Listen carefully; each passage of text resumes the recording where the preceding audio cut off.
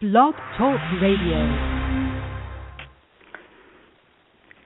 Good morning. This is Monday. I started a little late today this is Holy Week, a week where great transformations happen and great mythological stories are told and ritually acted out. But what we do here in Venus Unplugged is always about Venus, about the archetype, about personal love, transpersonal love, beauty. Any realm of Venus we'll be talking about here. And what we're going to be doing in the next couple of weeks is exploring the myth of Inanna, Sumerian goddess, queen of heaven, earth, and hell. And the one most important thing about Inanna and her story, well, it's the oldest poem in history, and Inanna, which was the hymn to Inanna, tells the story of a goddess who has all the goddess things going on, but very much goes through the cycle of as a female. So she's a goddess with human attributes and feelings. So this story, it was in Sumer, right? And so the hymn to Inanna acknowledges her many achievements and aspects. But it's the same pattern as the archetypal moon goddess, where she goes from the young woman who's courted, and the right woman who enjoys her feminine powers and generously offers her bounty, and mature woman who meets death in the underworld, because Inanna goes into the underworld to meet her shadow sister, Ariska. So this is a fabulous, fabulous story of women's initiation in the world of the matriarch. Well, it was just starting to turn over. Inanna's brother Gilgamesh was the one who castrated the Great Mother. And out of that castration of the Great Mother, it is one of the reasons why, in mythological terms, males and females are separate. Because once the Great Mother was total, and she said, "Okay, boys, you split me in half, so you'll go search for one another, the male for the female for the male." And that was her thank you note. So that's part of why we feel this separation. Where is the beloved? Where is the other? And Inanna, in the poetry of her journey, it's a very, very passionate hymn and poem. So while Inanna is a powerful goddess, the Sumerian poets tell her life story as in human terms, through a range of enormous fears and anxieties, very rough that we as modern women can identify with. And they're pierced over, let's say, a period of about 50 years. So there's a long story. And as you begin to, or you can, I think Diane Wilskin wrote a wonderful book on Inanna and the Descent. If you want to read the whole poem, it's really quite magnificent. So we're going to start with the Tree of Life. Now, the cycle of creation. So this is a creation story, all right, of Inanna. So the cycle opens with the creation of the world, and there's the symbol of new life is the HULUPPU tree. That's HULUPPU tree, which emerges out of the ground into the light and grows towards heaven.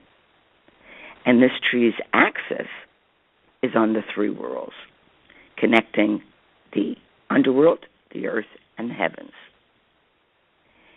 And the wonder of this tree continues to exist even today, because we have certainly the Kabbalah, and there's 4 trees with that, and the tree with its deep roots. Tree, if you dream of a tree, okay, the tree is a symbol of the self. It's very powerful. So we always want to make sure we have roots. Otherwise, we fall over the first wind that comes. And the roots of what goes into the unconscious or goes into the underworld, and that's what connects us to everything else. So here we have this ancient image of the world tree, and the wonder of this tree, it has a mystery, and it's the mystery of the first seed. And we can take the seed with our hands, and we can, as we plant, and we say, this seed is this beginning of life. And of course, we all know what GMO is doing to seeds, so we're getting a little twisted here. But in the Sumerian creation story, the HULUPPU tree, like the biblical tree of knowledge, embodies the forces of the culture now polarized. Consciousness and unconsciousness, light and dark, male and female, the power of life and the power of death. So this tree is quite the tree. And we first meet Inanna as a woman fearful, and she's anxious about her awakening sexuality and her future responsibilities as the queen of the land. And the story unfolds as she discovers her feminine powers. And then she has to discover her strength as a leader, her spirituality, and ultimately her wisdom. So this is true of all women and also of the anima within the male. The inner figures also go through states of initiation. And anyone who is doing particularly a Jungian analysis, or it doesn't have to be Jungian, any journey into the inner worlds, we are going to face these different stages in life. And sometimes we can face them all in one day. They don't always come in order. But it's nice to know, it's like, oh, I see. This little experience that's happening in life is, let's say, you have a disagreement with someone, or you finally speak up after, they have been unconscious and rude, probably not knowing that they were being rude, but not really being sensitive or aware of what your values are. Once again, values are what we feel. And then you say something like, yo, all right, this isn't, or you blow up because you can't take it anymore. And the person is so shocked. It's like, what's the matter with you? You've always taken my abuse. Why today? Well, because today was the day of the initiation, or today was the day where, when we've taken enough, there's a very good possibility that that's an indication that the karma is changing and slipping and transforming. It must turn into its opposite. I've taken all of this that I need to say something. Usually, unless the person is really conscious, that does not fare well. And there's the likelihood, which is where sometimes people are afraid to say what they feel. It's not the value of what we're feeling. It's how we say it. Now, of course, it's hard to be wise when you're writhing on the floor in pain, but if you can find a way to say it where you really stick to your side, not blaming the other, but just saying, I realize I've allowed this, and I've been living in bad faith with myself. So, stay away from what the other person is doing. That gives them power, that they can actually do something, when in fact you're the one that, when there's two, there's collusion. And you realize, I have been living in bad faith with myself, and this doesn't fly anymore. I can't do this. So I have to say something. As I said, it usually takes a very conscious person to be able to recognize, like, whoa, you never said anything, I didn't realize it. And, the last thing I meant was to ever offend you or hurt you, and I'm going to correct that right now. It usually takes people a little time for them to correct their course, or that they really don't understand what you value. So then that's the next conversation. Having the wisdom and the maturity to say what you value. You don't have to give the reasons why, and you don't have to validate. And you don't have to be right. They're yours. That's the divine plan for you. And you're struggling to let these feelings, these values, blossom, become. And it's the full range, from the holiness of them to the horror of them, from the shadow to the light. It wants to grow. And growing usually starts with some type of conflict. We've got to rub two sticks together to get some fire. Same thing happens with the fire of transformation. So when, no matter which end we're at, if we're the one doing the offending and not realizing, and we can be still and go, like, wow, from that point of view, I really do understand. And if I'd known better, I would have done better. Because that's how we are evolving. So we're just not flatlining our values. So here's Inanna, and she's really getting nervous, about her future. Even though she's a goddess, she still has to figure all this stuff out. She's still obligated, which is another wonderful image here. And we don't have stories where, except for Psyche, and Psyche starts as a woman and becomes a goddess. But in most of the Greek pantheon, it's the gods and the goddesses are exactly what they are. They could be mad as hatters, and but whatever their qualities are, that's it. Where with the Inanna myth and hymn and story, it's also kind of a how-to book about stages of growth and maturity, even for a goddess. So her powers, are great. She is a divine being, but her emotions are all too human. Now, at that period in history, in the ancient world, Inanna's temple, she was living. She was alive. She lived in that temple. That's how close they felt their goddess, their queen of heaven and earth and the underworld. So Inanna, she rescues the tree of life from the world flood, and she plants it in her garden. She wants to make a shining throne and a sacred marriage bed from the growing tree, which would be claiming her queenship and her womanhood. First, she must get rid of the unwelcome intruders who live in that tree. There's always a rub, right? So in order to get rid of them, first she has to acknowledge that they're there. So the serpent, who made his nest in the tree, and the Aznu bird, A-N-Z-U bird, who set his young on the branches, and the dark-made Lilith. Remember Lilith?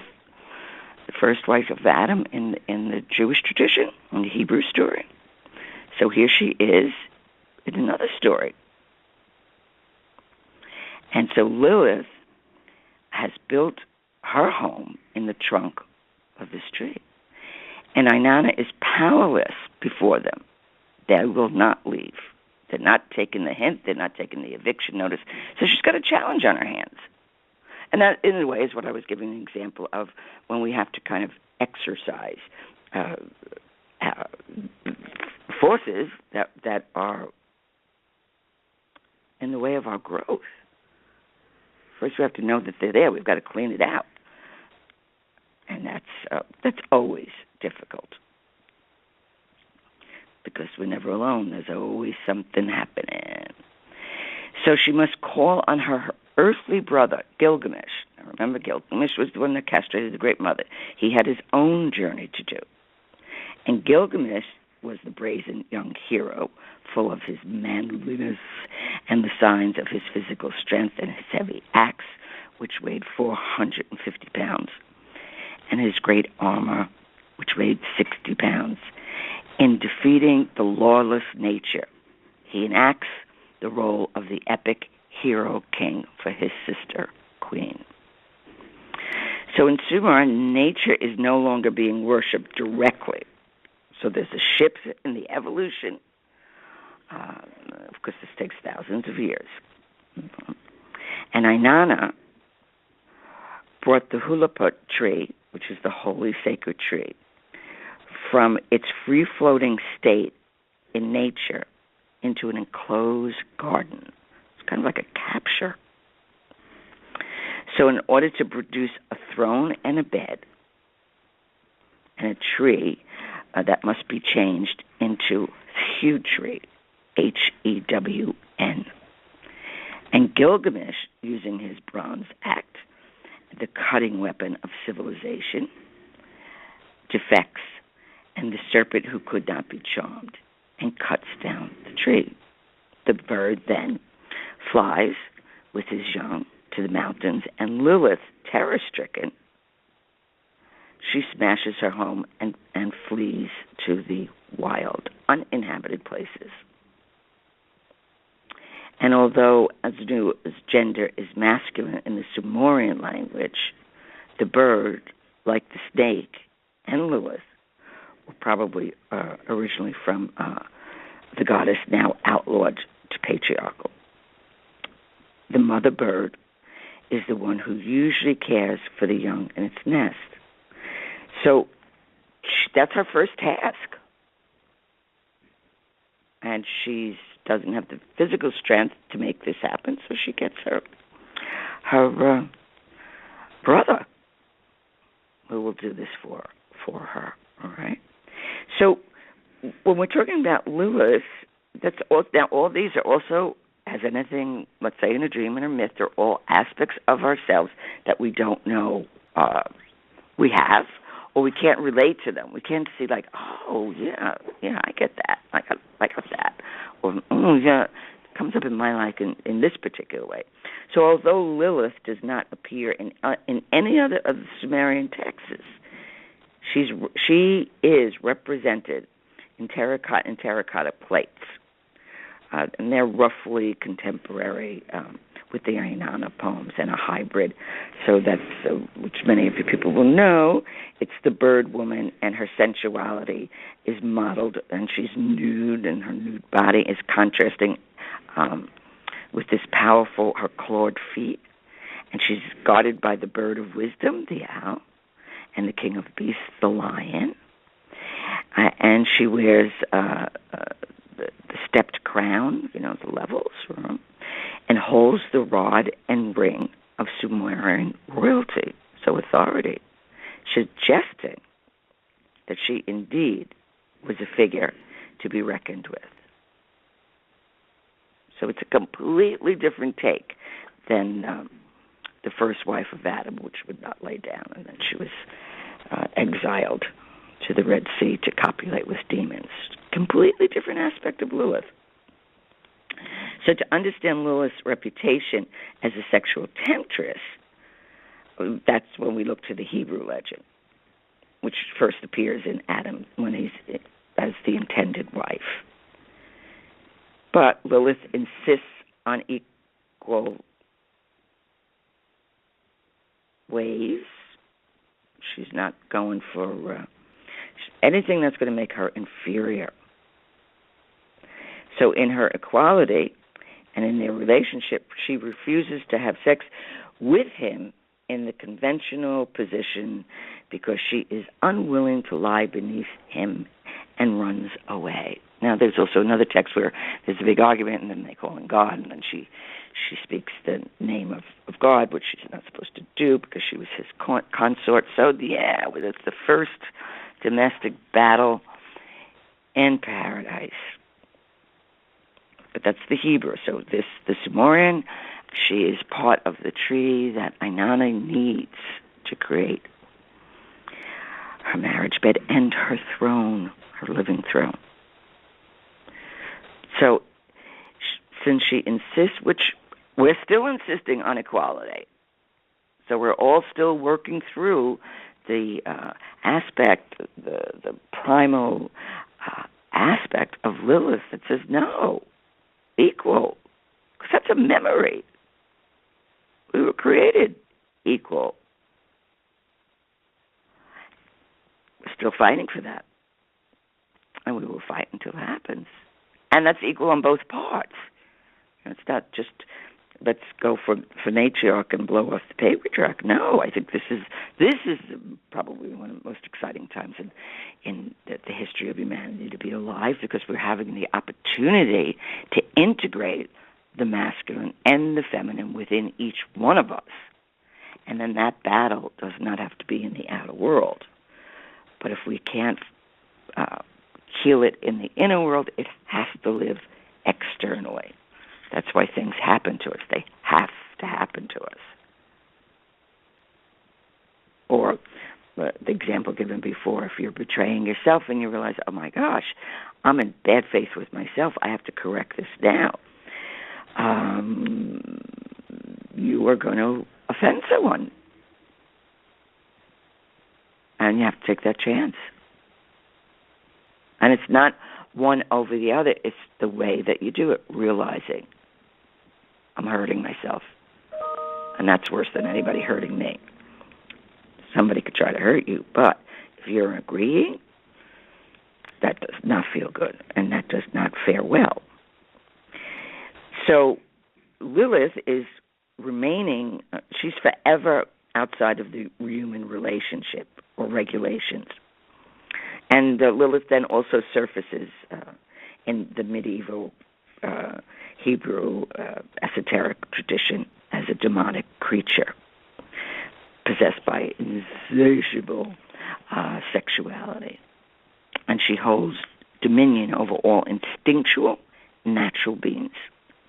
So Inanna, in discovering the roots of Lilith's bad reputation in this curious solo appearance in the Inanna cycle, is cause for sober reflection on the origins and the notions of uncontrolled female sexuality as evil, already so forcibly expressed in the earliest written material in the Western culture. So this is where this big-ass fear comes from.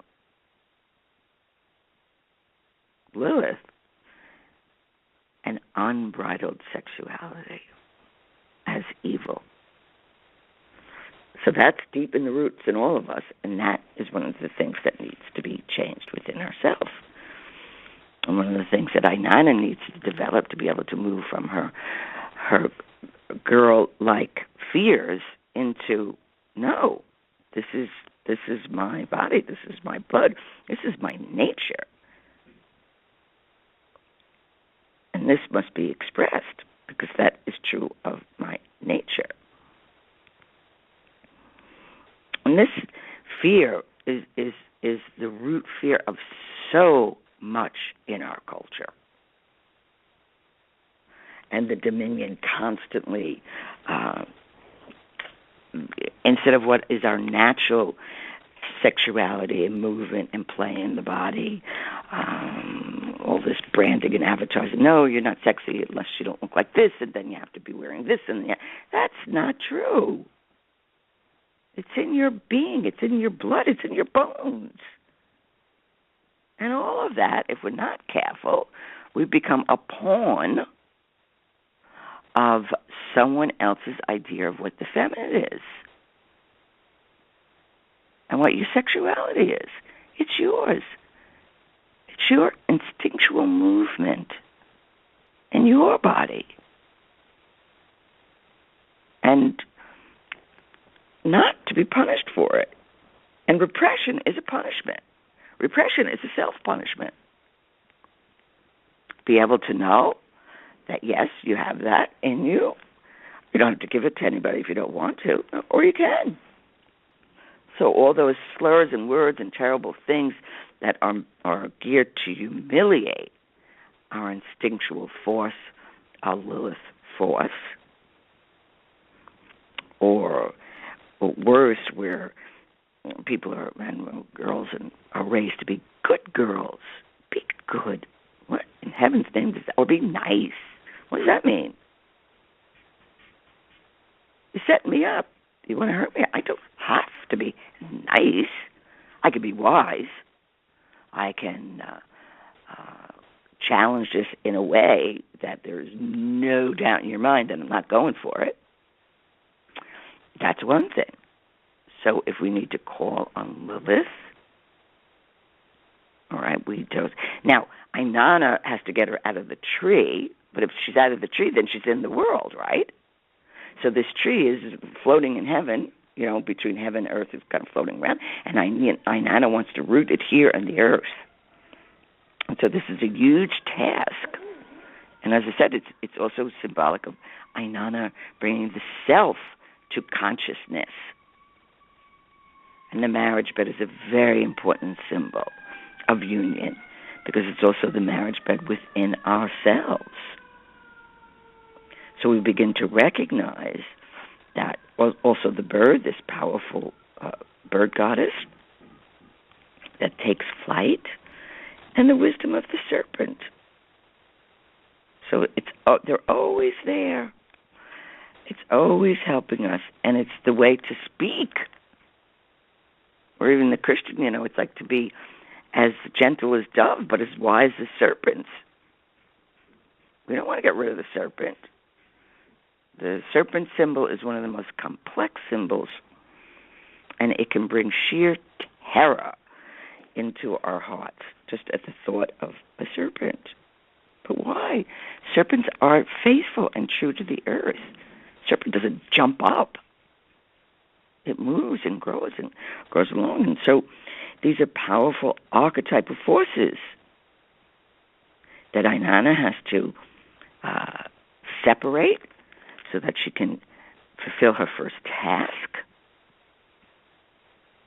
and bring the tree to the earth. So the hybrid of this bird woman, which are also creatures of foreboding, they would be seen in the Greek as the harpies. Right? And Lilith is identified as the dark maiden and called the screech owl in the biblical passage from Isaiah. And when we consider the prominent role of the bird goddess as the cosmic creator in Old Europe, her reappearance as threatening female power is a telling example of the reversal of the symbols of meaning under patriarch. So patriarch is trying to take over, as I said, this is thousands of years. Inanna is the living matriarch, and there's this story. So once Lilith, like the bird goddess, helped women in childbirth and nursed infants.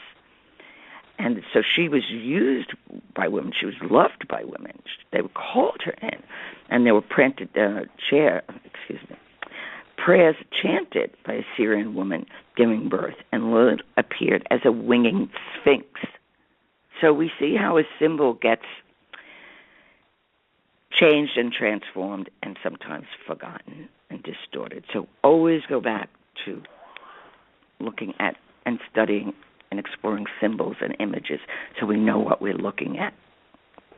So next week we will continue with, so that's the story of the tree, that's the story how it begins, then we've got Lilith, and then we're going to be looking at how does Inanna begin to recognize her power and her creativity to become queen and rule. And she starts looking for her honeyman. You don't want to miss looking for her honeyman. It's a wonderful erotic story. So till next week, and have a glorious week, and do something that surprises you about yourself. Okay? Bye-bye.